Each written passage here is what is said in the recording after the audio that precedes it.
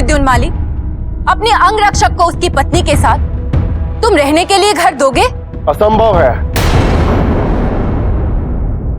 यदि आपको रहने के लिए स्थान दिया तो मेरे अंगरक्षक का ध्यान भटकेगा, और मैं नहीं चाहता कि मेरी सेवा के अतिरिक्त मेरे अंगरक्षक का ध्यान कहीं और रहे। शिव यहां अकेले रहकर मेरी सेवा करेंगे, ये मेरा अटल निर्णय है। शिव को शक्ति से अलग करना चाहता है मूर्ख।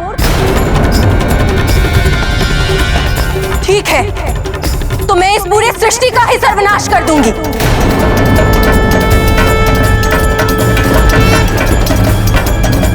कुछ नहीं बचेगा, ये पूरा ब्रह्मांड शिव और शक्ति में विलीन हो जाएगा।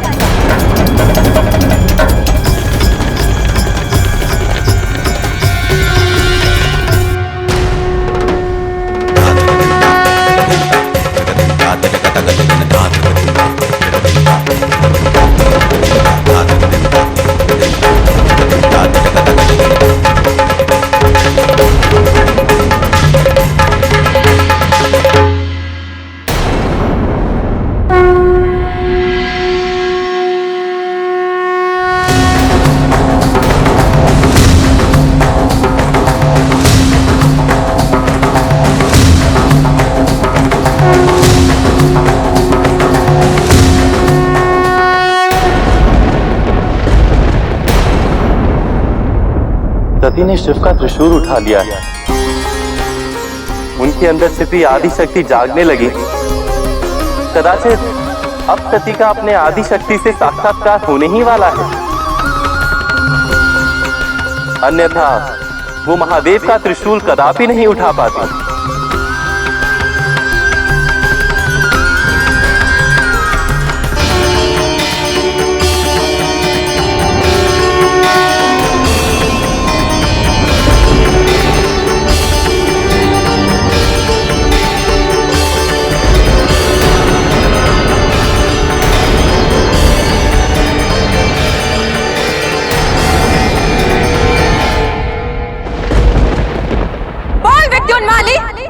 मुझे और शिव को रहने के लिए घर देगा या नहीं? या फिर सारी सृष्टि का विनाश कर दूं?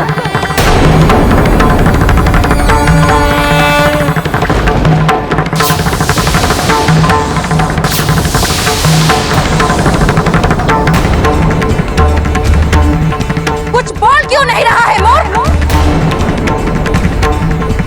बोल, घर देगा या नहीं? आपको घर विद्युन्माली,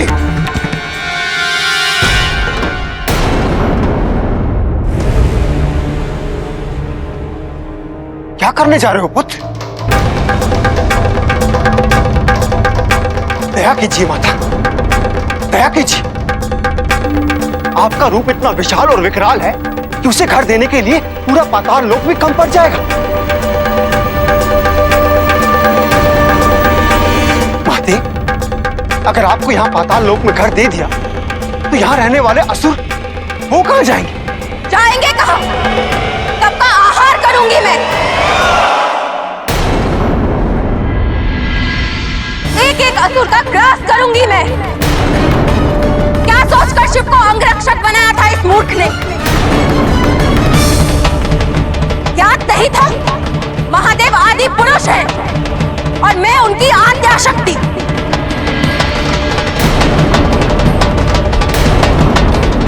अब तो घर देना ही होगा इसे। बोल, घर देगा या नहीं? शांत, शांत हो जाइए माते। विद्युन्माली, तुम वहां क्या खड़े हो? क्या माता के चरणों में आकर उनसे क्षमा मांगो और उनके पति महादेव को अपने वचन से मुक्त कर दो, नहीं तो माता का प्रकोप सृष्टि का विनाश कर देगा। विनाश।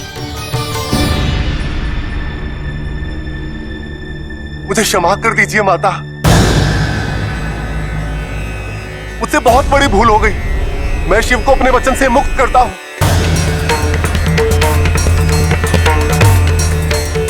आप इन्हें कैलाश पर्वत लेके जा सकती हैं माता।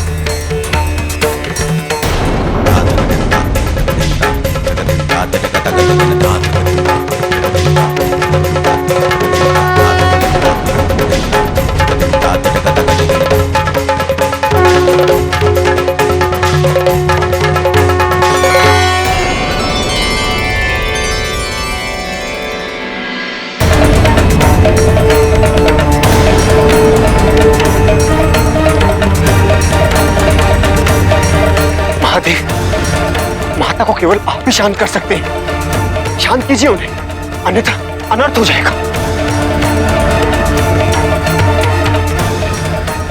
कृपया शांत हो जाइए देवी, ये मेरा आपसे अनुरोध है, शांत हो जाइए।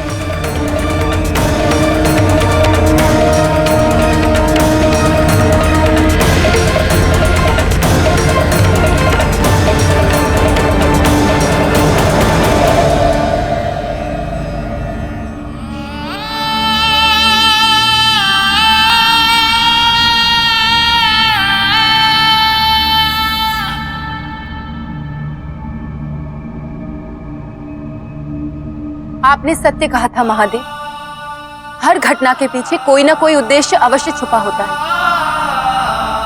मुझे मेरे स्वरूप से साक्षात्कार कराने हेतु ही नियति ने इस घटनाक्रम को रचा था। सती, आज तुमने सदा के लिए मुझे अपना ऋणी बना लिया है। तुम्हारे कारण मुझे विद्युन्माली की दास्तान से मुक्ति मिली है। उपकार तो विद्युन्माली ने हम पर किया है महादेव, ना ही वो आपको अपना अंगरक्षक बनाता, ना ही मेरा विकराल रूप मेरे सामने प्रकट हो पाता।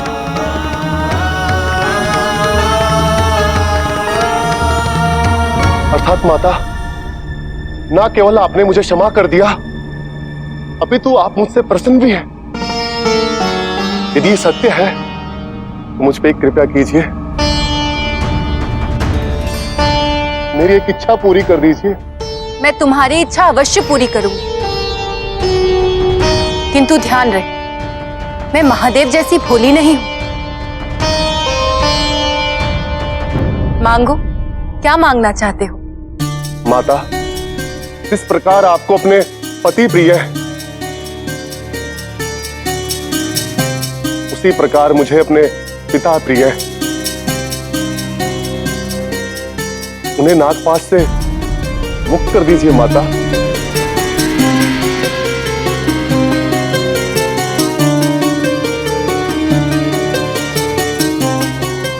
माता को यह वरदान देने से रोकिए महादेव।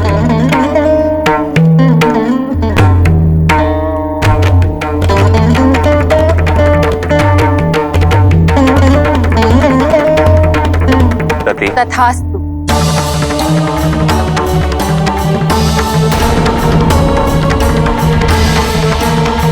सती माता की जय, सती माता की जय।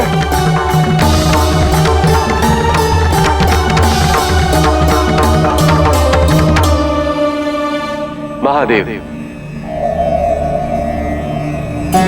माता सती अभी पूर्ण रूप से आदि शक्ति नहीं बनी। आपकी शक्तियों के बिना उनका दिया वरदान पूरा नहीं हो पाएगा। माता सती को ज्ञात नहीं कि उन्होंने विद्युन्माली को क्या वरदान दे दिया है। अतएव आपको उनके वरदान को पूरा होने से रोकना ही होगा महादेव। यह संभव नहीं है ब्रह्मदेव। पत्नी के दिए वचन की रक्षा करना पति का धर्म होता है, और पति के दिए वचन की रक्षा करना पत्नी का धर्म होता है। मैं अपने धर्म के पालन से पीछे कैसे हट सकता हूं?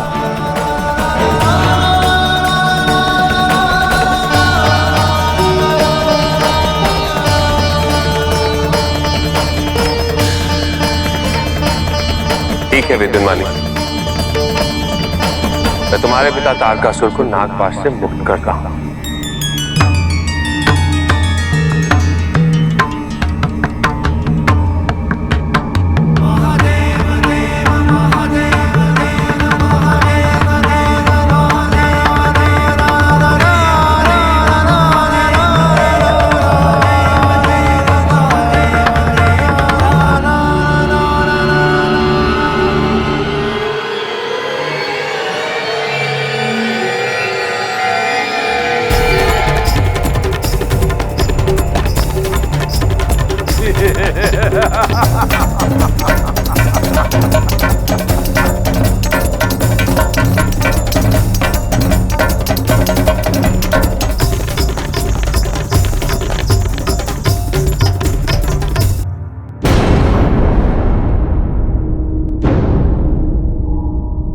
मेरे पति कैलाश वापस लौट, इससे बड़े सौभाग्य की बात मेरे लिए और क्या हो सकती है। आज इसी अवसर पर सबके लिए भोजन मैं स्वयं बनाऊंगी।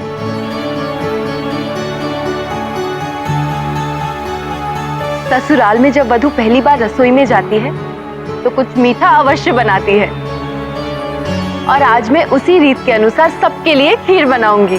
खीर, बड़ा मजा आएगा।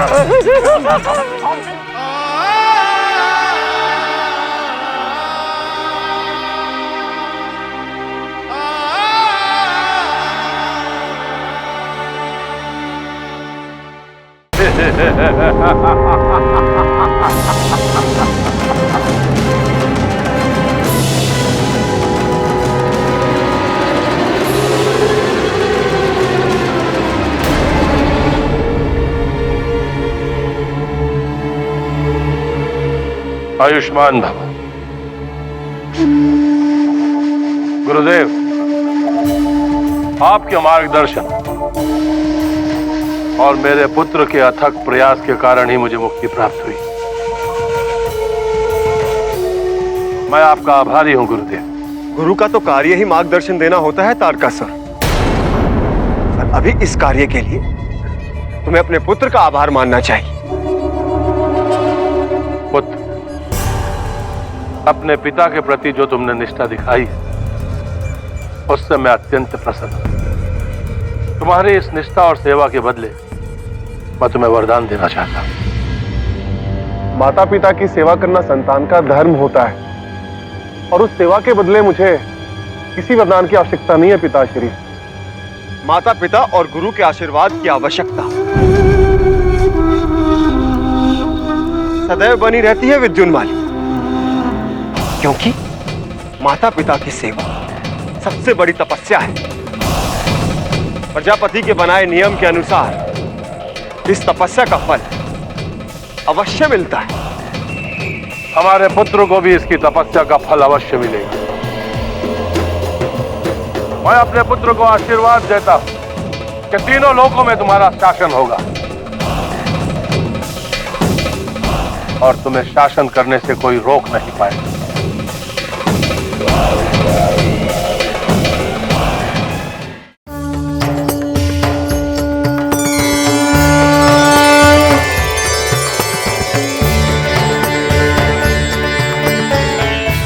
यदि सती के हाथों से बने खीर का सेवन करना है तो ध्यान के अमृतपान को रोकना होगा महादेव को। मेरे हाथों से बने खीर को चख तो लीजिए, फिर निश्चिंत होकर ध्यान कीजिएगा।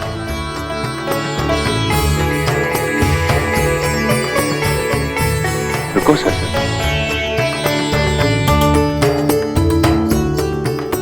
तुम अमांगी हो, तुम्हारा स्थान मेरी बाईं ओर है।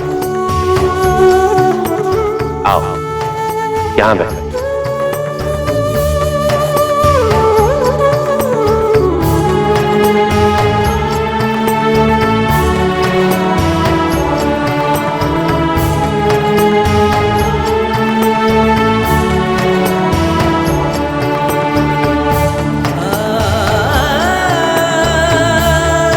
कुछ कहेंगे नहीं?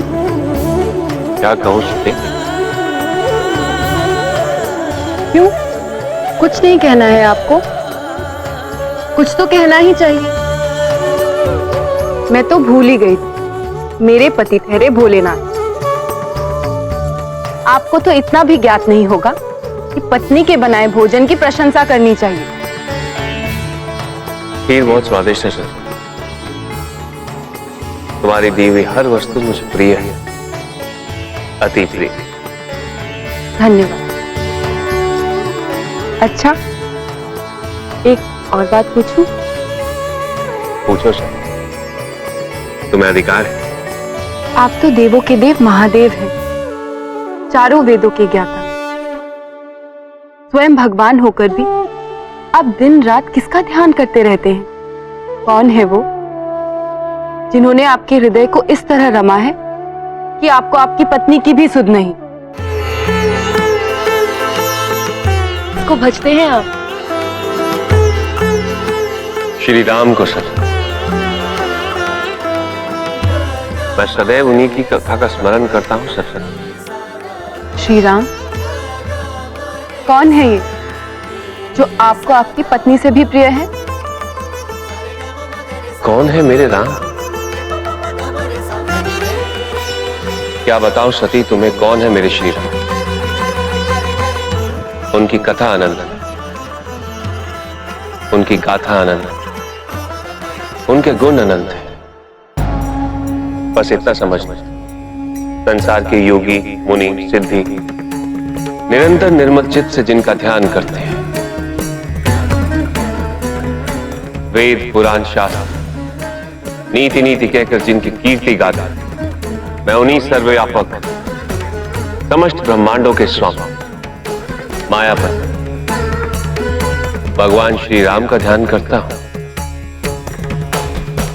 सती, वो और कोई नहीं, संसार का दुख हरने के लिए मनुष्य का शरीर रूप धारण किए स्वयं भगवान विष्णु ही।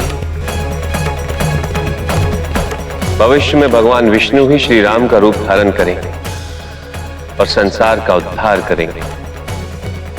मनुष्य का रूप धारण करेंगे, ठीक उसी प्रकार जैसे मैं आदि शक्ति होकर भी मनुष्य रूप में जन्मी हूं। दोनों में बहुत अंतर है सज्जन। तुम्हें अपने आदि शक्ति के स्वरूप का ज्ञान नहीं है। अभी तो भगवान विष्णु मनुष्य के जीवन के सुख और दुख को झेलते हुए भी अपने स्वरूप को भूले नहीं है। तभी तो इस संसार में राम का नाम धर्म, मोक्ष और सुख देता है। आपसे उनके लिए इतनी प्रशंसा सुनने के पश्चात अब मेरा मन भी उनके दर्शन को व्याकुल है। मेरे पति के मन को मोह लेने वाले श्री राम को मैं भी देखना चाहती हूँ। क्या यह संभव है महादेव? पत्नी की इच्छा का सम्मान करना पति का धर्म है सच। भगवान श्री राम के दर्शन मन की आंखों से ही हो सकते हैं।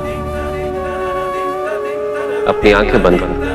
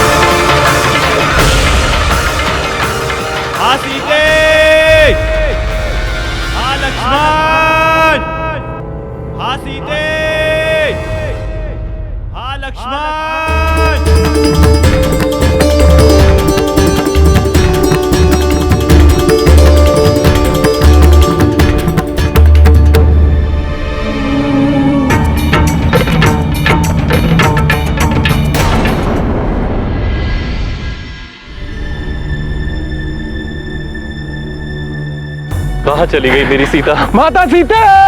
सीते! माता सीते! सीते! हे वृक्ष, तुम्हें तो मेरी सीता प्रतिदिन जल से सींचा करती थी। तुम ही बताओ, कहाँ है मेरी सीता? कौन ले गया उसे? वृक्ष, कुछ तो बताओ। पक्षियों, तुम ही मेरा मार्गदर्शन करो, कोई तो बताओ। इतना मना करने के बाद भी सीता मेरे संग वनवास के कष्ट उठाने चली आई। नहीं भैया, होनी तो होके ही रहती है। मैं अपना दोष होनी के साथ नहीं मंड सकता लक्ष्मण। मुझे सीता को वनवास के लिए लाना ही नहीं चाहिए था। नहीं भैया, दोष केवल मेरा ही था। यदि सीता माता को मैं छोड़ के नहीं जाता तो उनका हरण ही नहीं होता। दोष मेरा ही। नहीं लक्ष्मण, तुम तो मेरी रक्षा करने के लिए आए थे। ये भूल मेरी ही है जो मैं मारीच की माया समझ नहीं पाया और सीता के लिए स्वर्ण मृग का आखेट करने चला गया।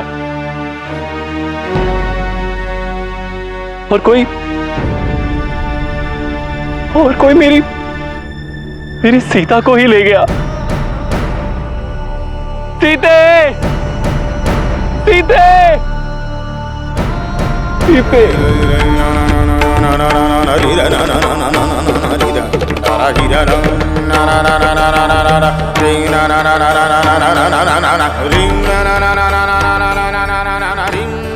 क्या हुआ स्वामी? आपकी आंखों में आंसू? राम कथा है ही दारुण सती। बंजर हृदय में भी करुणा को उपजा देती है।